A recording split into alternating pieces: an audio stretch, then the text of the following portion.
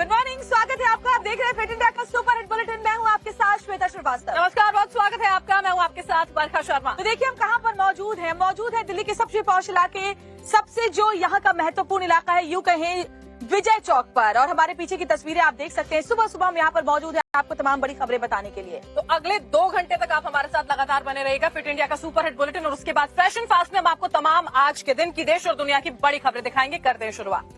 पहले बात Kolkata rape case की करेंगे। देखिए, ये मामला जो है वो लगातार तूल पकड़ता जा रहा है और लोगों का आक्रोश जो है वो हर दिन देखने को मिल रहा है। अब जो हस्तियां हैं, नामी हस्तियां, वो भी इस प्रदर्शन में शामिल होने जा रही हैं। सौरभ गांगुली अपनी पत्नी के साथ प्रदर्शन करेंगे। और आज जबरदस्त प्रदर्शन एक बार फिर से कोलकाता की सड़कों पर देखने को मिलेगा। भारतीय जनता पार्टी के कार्यकर्ता भी विरोध प्रदर्शन करेंगे एक बार फिर से आज। लेकिन कल इस पूरे मामले को लेकर क्या अपडेट्स रहे, आपको दिखाते हैं इस रिपोर्ट में पूरी खबर।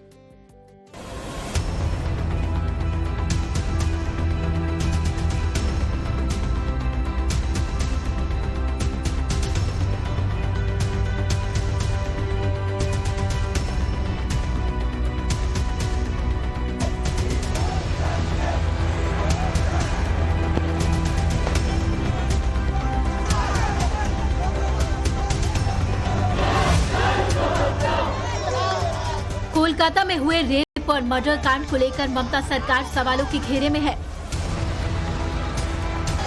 जनता का आक्रोश कम होने का नाम नहीं ले रहा।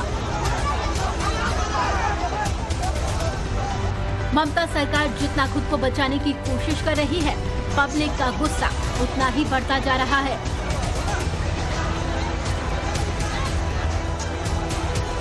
बंगाल से लेकर देश के तमाम हिस्सों से पब्लिक के आक्रोश की तस्वीरें सामने आ रही हैं।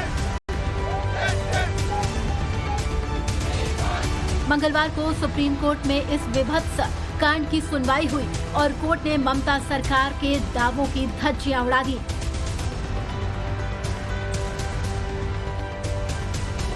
सुप्रीम कोर्ट ने जहां मेडिकल कॉलेज प्रशासन और प्रिंसिपल की भूमिका पर सवाल खड़े किए, तो वहीं दूसरी तरफ राज्य सरकार पर भी कार्रवाई का दबाव बढ़ता जा रहा है।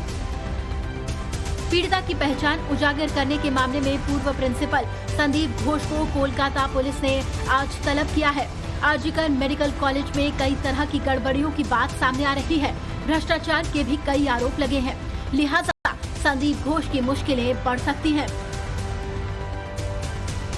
रेप और हत्या के मामले में आरोपी संजय रॉय का पॉलीग्राफी टेस्ट भी अभी होना है, लिहाजा इस टेस्ट के बाद भी कुछ बड़े खुलासे होने की उम्मीद है। आरोपी संजय राय का साइकोलॉजिकल टेस्ट के बाद अब पॉलीग्राफी टेस्ट होगा, जिसे लाई डिटेक्टर टेस्ट भी कहते हैं। सीबीआई सूत्रों की माने तो आरोपी संजय राय जांच में सहयोग नहीं कर रहे हैं, बल्कि कुछ छिपाने की कोशिश कर रहे हैं। यही वजह है कि सीबीआई उनका पॉलीग्राफी टेस्ट करवाना चाहती है। कोलकाता बीसीसीआई के पूर्व अध्यक्ष और भारतीय क्रिकेट टीम के पूर्व कप्तान सौरभ गांगुली अपनी पत्नी डोना गांगुली के साथ आरजीकर अस्पताल पीड़िता के लिए न्याय की मांग को लेकर आज प्रोटेस्ट में भाग लेंगे। वहीं कोलकाता में आरजीकर अस्पताल में प्रदर्शनकारी डॉक्टर्स सुबह 11 बजे अपनी मांगों को लेकर स्वास्थ्य भवन तक मार्च करेंगे। इसके अलावा बीजेपी नेता सुकांत मजूमदार रात 8 बजे कोलकाता के श्याम बाजार में विरोध प्रदर्शन करेंगे। इसके अलावा बीजेपी नेता शुभेंदु अधिकारी शाम 4 बजे कोलकाता के मुलाली से डोरीना क्रॉसिंग तक होने वाले मार्च का नेतृत्व करेंगे। वहीं आरजीकर अस्पताल के पूर्व प्रिंसिपल डॉक्टर संदीप घोष को सीबीआई ने पूछताछ के लिए एक बार फिर बुलाया है। कोलकाता पुलिस ने आरजीकर मेडिकल कॉलेज और अस्पताल में तोड़फोड़ के मामले में 2 सहायक आयुक्त और 1 निरीक्षक को निलंबित कर दिया है। उनके खिलाफ विभागीय जांच शुरू कर दी गई है। ये कार्रवाई इसलिए की गई क्योंकि वो उस दिन आरजीकर अस्पताल में ड्यूटी पर तैनात थे। वहीं कोलकाता पुलिस का एएसआई इस मामले की अहम कड़ी साबित हो सकता है।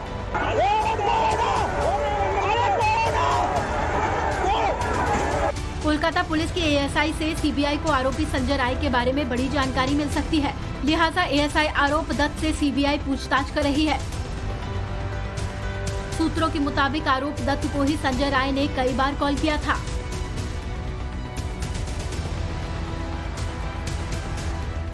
तो कोलकाता रेप और मर्डर के मामले में सुप्रीम कोर्ट में कल सुनवाई हुई और चीफ जस्टिस ने ममता सरकार और अस्पताल प्रशासन से तीखे सवाल भी पूछे। और देखिए सुप्रीम कोर्ट की ओर से आदेश क्या जारी किया गया और फिर ममता सरकार ने इसके बाद क्या एक्शन प्लान बनाया है, देखिए इस रिपोर्ट में।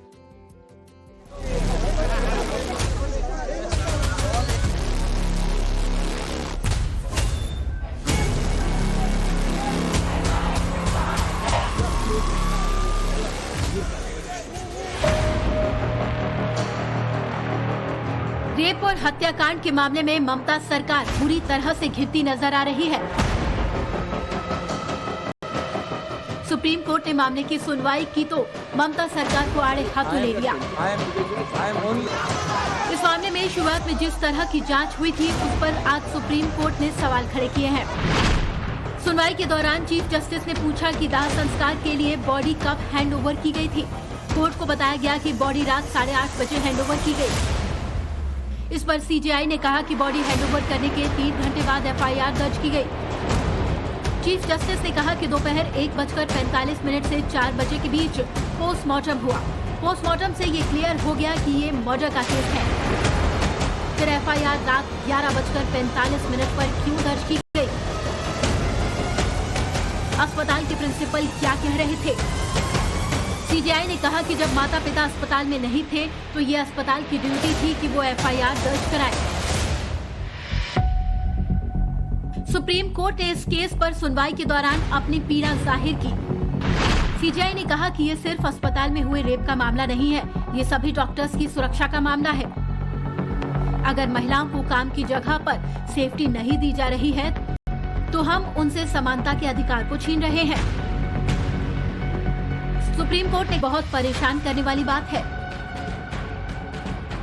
केस को देखकर ये पता चलता है कि वारदात के बारे में सुबह ही पता चल गया था, लेकिन प्रिंसिपल ने इसे सुसाइड बताकर केस को दबाने की कोशिश की और माता पिता को डॉक्टर बेटी की बॉडी देखने नहीं दी।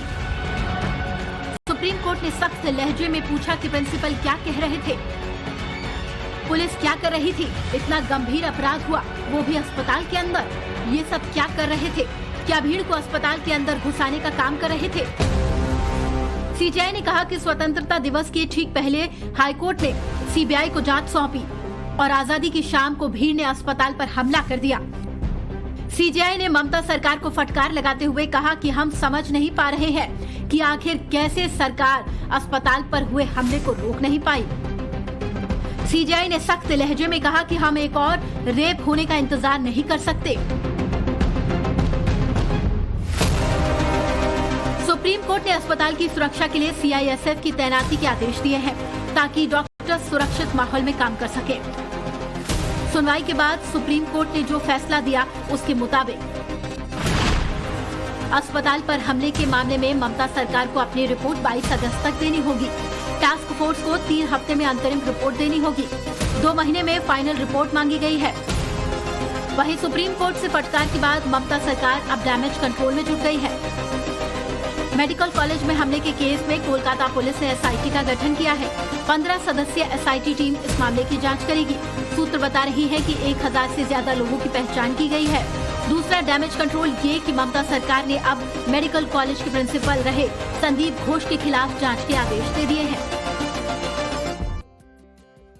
और अब बात राहुल गांधी की करते हैं, जो मंगलवार को अपने संसदीय क्षेत्र रायबरेली के दौरे पर थे। जब उनसे कोलकाता कांड को लेकर सवाल पूछे गए तो वो उस सवाल को टाल गए और साथ ही साथ मीडिया वालों पर भड़के हुए भी नजर आए। लेकिन जब बात उत्तर प्रदेश की आती है बरखा, तो राहुल गांधी का नजरिया फिर बिल्कुल अलग नजर आता है। आपको सुनवा देते हैं राहुल गांधी के 2 अलग अलग बयान। यहाँ पे लोग गुस्सा हैं। मैं चाहता हूँ कि उत्तर प्रदेश में हर वर्ग की इज्जत हो, हर वर्ग की रिस्पेक्ट हो और न्याय सबको मिले, इसलिए मैं यहाँ आया हूँ। और हम इस मामले को नहीं छोड़ने वाले हैं। जब तक इस परिवार को न्याय नहीं मिलेगा तब तक हम पीछे नहीं हटने वाले हैं। तो क्लियर कट अन्याय हुआ है, परिवार के खिलाफ, समाज के खिलाफ अन्याय हुआ है और इसको रेक्टिफाई करना पड़ेगा। मतलब ये चॉइस नहीं है, इनको रेक्टिफाई करना पड़ेगा। बात समझ आई? न्याय मिलेगा इनको। वो करवाना, दबाव डालना, वो मेरा काम है। मैं यहाँ पीछे नहीं हटूंगा। दलित परिवार है, इसीलिए ये हो रहा है। कोलकाता भैया, यहाँ पे मैं इस इंसिडेंट में आया हूँ। मैंने कलकत्ता के इंसिडेंट पे अपनी टिप्पणी करी है, अपने व्यू रखे हैं। यहाँ पे मैं डिस्ट्रैक्ट नहीं करना चाहता हूँ, इसलिए मैं यहाँ इनका मामला उठाने आया हूँ। देखिए भैया, मैं यहाँ इस मामले में आया हूँ। अब मैं जानता हूँ कि आप इस मामले को उठवाना नहीं चाहते हो, आप डिस्ट्रैक्ट कराना चाहते हो, क्योंकि आप बदलापुर मामले में एसआईटी जांच के आदेश जो हैं वो दे दिए गए हैं। प्रिंसिपल समेत 3 लोगों को निलंबित यहां पर किया गया है। बड़ी खबर इस वक्त की बता रहे हैं, फास्ट ट्रैक कोर्ट में केस जो है वो चलाया जाएगा। तो बड़ी जानकारी, जिस तरह से कल तस्वीर सामने आई थी, जबरदस्त गुस्सा, नाराजगी अभिभावकों में देखा गया था। अभिभावक बड़ी संख्या में इकट्ठा होकर के विरोध प्रदर्शन के लिए उतरे थे सड़कों पर। रेलवे ट्रैक को रोककर लोगों ने प्रदर्शन किया, पुलिस ने लाठीचार्ज किया, आंसू गैस के गोले दागे। तो बड़ी खबर आपको बता रहे हैं, बदलापुर मामले के एसआईटी जांच के आदेश दे दिए गए हैं, जहां 2 बच्चियों के साथ यौन शोषण का ये मामला है। स्कूल में ही वॉशरूम करते हैं बच्चों के साथ यौन शोषण किया गया।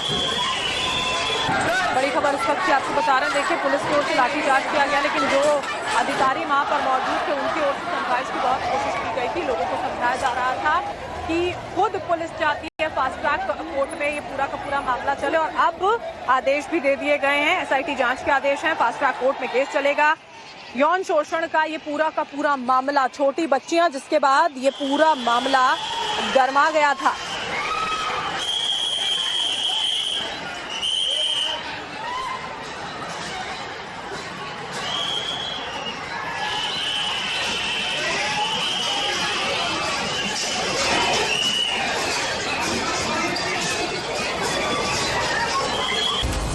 रुद्रप्रयाग में मूसलाधार बारिश का कहर देखा जा रहा है।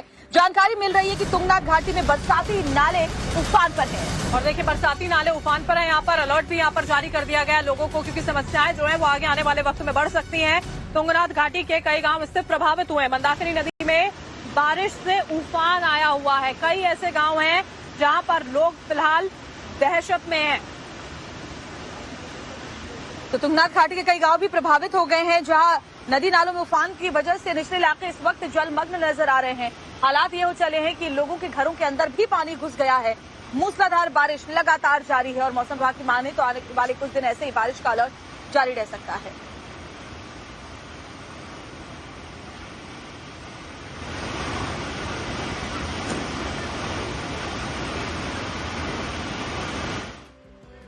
और अगली खबर जो है वो उत्तरकाशी से है, जहां पर गंगा भागीरथी और इंद्रावती पुल के संगम के पास में हादसा हो गया। आपको बता दें, हम पानी के बहाव के साथ में एक शख्स वहां पर बह गया। पुलिस और एसडीआरएफ की टीम मौके पर मौजूद मदद के लिए। तो पुलिस और एसडीआरएफ की टीम शख्स की तलाश कर रही है। तो ये बड़ी खबर आपको बता रहे हैं, जहां उत्तरकाशी में गंगा भागीरथी और इंद्रावती पुल के संगम के पास यह हादसा हुआ। एक शख्स पानी के साथ बह गया है। बारिश की वजह से दरअसल नदी नाले उफान पर हैं। लोगों को मना किया जा रहा है कि वो नदियों के किनारे ना जाए, बावजूद इसके लोग लापरवाही बरतते हैं। और उसके बाद कैसे हादसे सामने आते हैं, तस्वीरों के जरिए समझा जा सकता है। जहां अभी एसडीआरएफ की टीम शख्स की तलाश कर रही है, लेकिन इसका वक्त बीत चुका है और इस शख्स की तलाश अभी नहीं हो पाई है।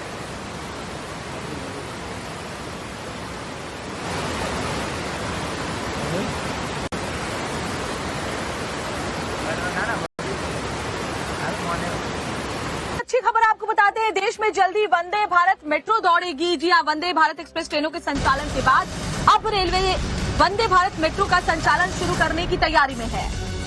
और आपको बता दें, पहली वंदे भारत मेट्रो गुजरात में दौड़ सकती है। इसके लिए वंदे भारत मेट्रो अहमदाबाद के साबरमती स्टेशन पर पहुंची है। पश्चिम रेलवे की तरफ से पहली वंदे भारत मेट्रो वडोदरा से अहमदाबाद के बीच में चलाई जा सकती है। तो बड़ी खबर आपको बता रहे हैं, पश्चिम रेलवे की तरफ से पहली वंदे भारत मेट्रो वडोदरा से अहमदाबाद के बीच चलाई जा सकती है। इसका मतलब है देश में जल्दी अब वंदे भारत एक्सप्रेस ट्रेनों के बाद वंदे भारत मेट्रो भी नजर आने वाली है। लोगों की सुविधाओं का पूरा खास ध्यान इस मेट्रो में रखा जाएगा। उनकी तमाम सुविधाएं और सहूलियत इसमें शामिल होंगी और साथ ही इसकी स्पीड भी एक नए मानक गढ़ेगी। बड़ी खबर आपको बता रहे हैं, देश की पहली वंदे भारत मेट्रो गुजरात में दौड़ सकती है।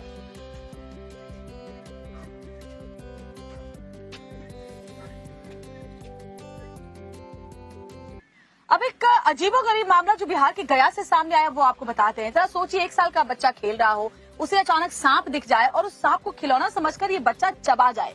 आपको हम बता दें, बच्चे ने सांप को वहीं पर मार डाला, वहीं पर मौत सांप की हो जाती है। बच्चा कौन है, क्या है पूरी खबर, समझिए। बिहार के गया जिले से हैरान कर देने वाला मामला सामने आया है। बच्चे ने जो कर दिया उसे जानने के बाद हर कोई हैरत में है। बच्चा खेल रहा था, तभी उसके पास एक सांप का बच्चा आ गया। बच्चे ने उसे उठाया और चबा चबा कर मार डाला। जब परिजनों ने उसे ऐसा करते देखा तो वो घबरा गए। बच्चे की मां ने तुरंत मुंह से सांप निकाला और बच्चे को डॉक्टर के पास लेकर आई, जहां बच्चे को प्राथमिक उपचार के बाद डॉक्टरों ने स्वस्थ घोषित किया, जिसके बाद परिजनों की जान में जान आई। ये मामला फतेहपुर थाना इलाके के गांव जमुहार का है। यहाँ बच्चा अपने घर की छत पर खेल रहा था, तभी घर की छत पर रेंगता हुआ सांप का बच्चा आ गया। बच्चे ने उसे देखा और पकड़ लिया। मासूम को क्या पता था कि वो सांप है। इसके बाद वो 1 साल का मासूम सांप को चबाने लगा, जिससे सांप की मौत हो गई। 1 साल के मासूम का नाम रियांश है, जो कि पूरी तरह से स्वस्थ है। आसपास के इलाकों में रियांश की चर्चा हो रही है। बारिश के मौसम में सांप काटने के मामले बढ़ जाते हैं। कई सांप इतने जहरीले होते हैं कि ऐसे में परिवार की लापरवाही से बच्चे की जान भी जा सकती थी।